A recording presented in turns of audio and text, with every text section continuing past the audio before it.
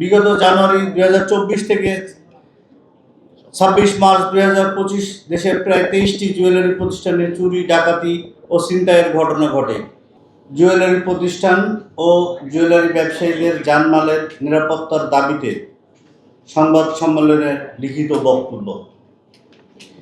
প্রিয় সাংবাদিক বন্ধুরা, সারা দেশে প্রায় 40,000 জুয়েলারি প্রতিষ্ঠানের প্রাণের সংগঠন Bangladesh jewellers association BAJUS president জনাব সায়েম সোবহান আনভীরের নেতৃত্বাধীন কেন্দ্রীয় কমিটির পক্ষ থেকে আমাদের স্থায়ী কার্যালয়ে আপনাদের স্বাগত জানাচ্ছি। এই ঈদে জামা জুতো অ্যাকসেসরিজের ডিসকাউন্ট।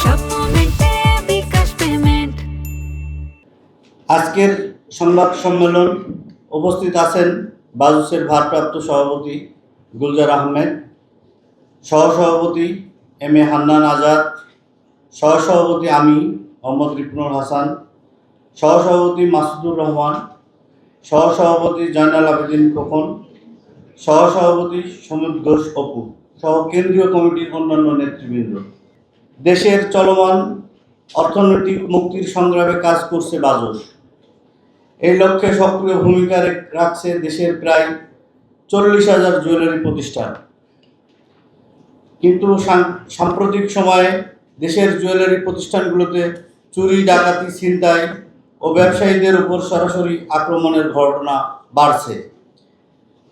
পাশাপাশি জুয়েলারি ব্যবসায়ীদের হত্যা চেষ্টা, অপহরণ চেষ্টা আমাদের জানমালের নিরাপত্তাহীনতার দিকে ঠেলে দিচ্ছে।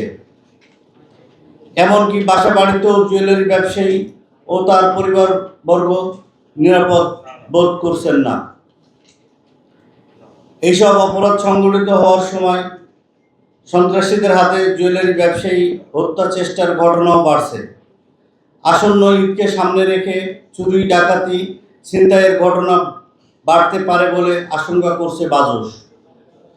এমন পরিস্থিতিতে উদ্বিগ্ন জুয়েলারি ব্যবসায়ীদের জানমালের নিরাপত্তা প্রদানে সরকারের আরও অধিকতর সহযোগিতা চায় বাজুস।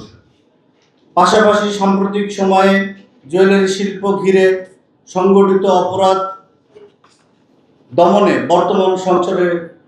বর্তমান সরকারের সংশ্লিষ্ট আইন প্রয়োগকারী সংস্থাগুলো উল্লেখযোগ্য ভূমিকা পালন করায় তাদের প্রতি আমরা কৃতজ্ঞ চিত্তে ধন্যবাদ জানাই। সর্বশেষ গত 26 মার্চ 2025 ভোর 5টায় বাজুসের সহসভাপতি ও দেশের স্বনামধন্য জুয়েলারি প্রতিষ্ঠান অলংকার নিকেতনের কর্ণধার এম এ হান্নান আজাদের বাসায় আইন শৃঙ্খলা রক্ষাকারী বাহিনীর পরিচয় ও ছদ্মবেশী 25 থেকে 30 জনের একটি সংঘবদ্ধ ডাকাত দল হামলা চালায়। এই সময় তার বাসা ভাঙচুর ও লুটপাট করে, এমনকি এম এ হান্নান আজাদকে অপহরণের চেষ্টা করে। চলতি বছরের 24 ফেব্রুয়ারি বাজুসের কার্যনির্বাহী সদস্য মোহাম্মদ ওয়াহিদুজ্জামান সুজনের উপরও তার ব্যবসা প্রতিষ্ঠানে হামলার চেষ্টা হয়, যা স্থানীয় ব্যবসায়ীদের প্রচেষ্টায় ব্যর্থ হয়। বিগত জানুয়ারি 2024 থেকে 26 মার্চ 2025 দেশের প্রায় 23টি জুয়েলারি প্রতিষ্ঠানে চুরি, ডাকাতি ও ছিনতাইয়ের ঘটনা ঘটে। এর মধ্যে ঢাকা মহানগরীতে 11টি, আশুলিয়া সাভারে 1টি, মুন্সিগঞ্জে 1টি, খুলনায় 4টি, কুমিল্লায় 1টি, পটুয়াখালীতে 2টি, ময়মনসিংহে 1টি, সিলেটে 1টি ও হবিগঞ্জে 1টি প্রতিষ্ঠান চুরি ও ডাকাতি সংঘটিত হয়। আশুলিয়া সাভারে ডাকাতির সময় ডাকাতদের গুলিতে একজন জুয়েলারি ব্যবসায়ী নিহত হয় এবং বনশ্রীতে সোনা ছিনতাইয়ের ঘটনায় একজন জুয়েলারি ব্যবসায়ী গুরুতর আহত হয়। বিগত এক বছরে এই চুরি, ডাকাতি ও ছিনতাইয়ের ঘটনায় দেশের 23টি জুয়েলারি প্রতিষ্ঠান প্রায় 44 কোটি টাকার আর্থিক ক্ষতির সম্মুখীন হয়েছে। প্রিয় সাংবাদিক বন্ধুরা, এই সকল ঘটনায় জুয়েলারি ব্যবসায়ীরা চরম নিরাপত্তাহীনতায় দিনপাত করছে।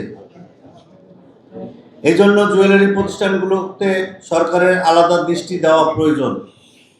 আইন শৃঙ্খলা রক্ষাকারী বাহিনীর সশস্ত্র প্রহরার পাশাপাশি রাজধানী সহ দেশের সকল জেলার জুয়েলারি মার্কেটে নিরাপত্তা ব্যবস্থা জোরদার করার দাবি জানাচ্ছি।